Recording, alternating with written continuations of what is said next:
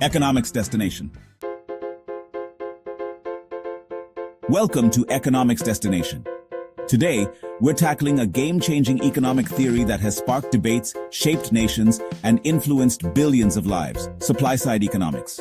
What do tax cuts, deregulation, and the infamous trickle-down effect have in common?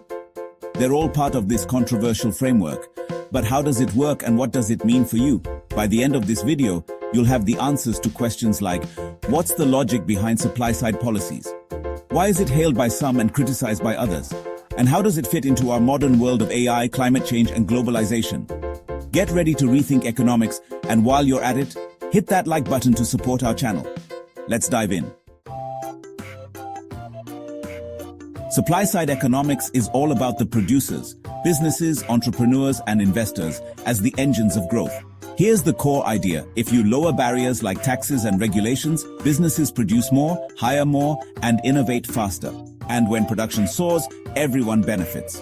Or at least, that's the theory. The term skyrocketed to fame in the 1980s, thanks to leaders like Ronald Reagan in the US and Margaret Thatcher in the UK. Their policies, dubbed Reaganomics, defined an era.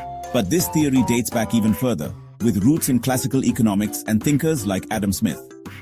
Supply-side economics didn't just change policies, it transformed how we think about growth itself.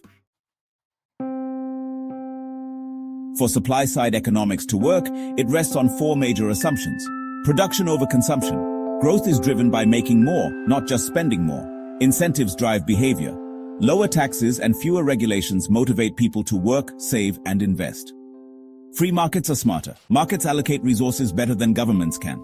Trickle-down works. Wealth at the top eventually flows to everyone through jobs, wages, and opportunities. These ideas are bold, but are they realistic? Stick around to find out. Let's break it down into actionable policies. Tax cuts. Lower taxes mean more money for businesses and individuals to invest, innovate, and grow. Example: in 2017, the US corporate tax cut spurred investment in AI and green tech. Deregulation, cutting red tape, makes it easier for businesses to operate, leading to more competition and efficiency. Think of how startups thrive when bureaucracy doesn't slow them down. Investing in productivity, infrastructure, education, and tech drive better output with fewer resources. Labor flexibility.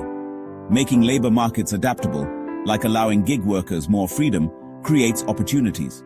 Saving and investment incentives. Lowering taxes on profits encourages long-term economic growth. Now let's talk about the elephants in the room: neglect of consumers. Critics say businesses won't invest if consumers aren't spending. Inequality. Does wealth really trickle down? Many studies suggest otherwise. Deficits and debt. Tax cuts often increase government borrowing. Just look at the US national debt post-Reagan. Social cost. Deregulation can mean job losses or environmental harm. Globalization gaps.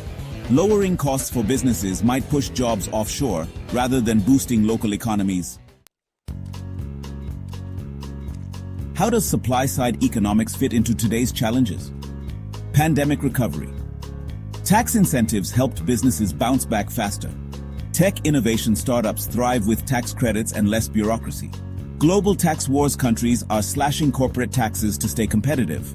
Sustainability. Supply-side principles now drive investments in renewable energy and green infrastructure. Supply-side economics has reshaped our world, from tax policies to the way we think about growth. But like any theory, it's not perfect. It needs balance. What do you think? Is supply-side economics still relevant in today's world, or does it need a rethink for the challenges of inequality and sustainability? Comment below, and let's start the discussion. Don't forget to like, subscribe, and hit the bell for more videos from Economics Destination.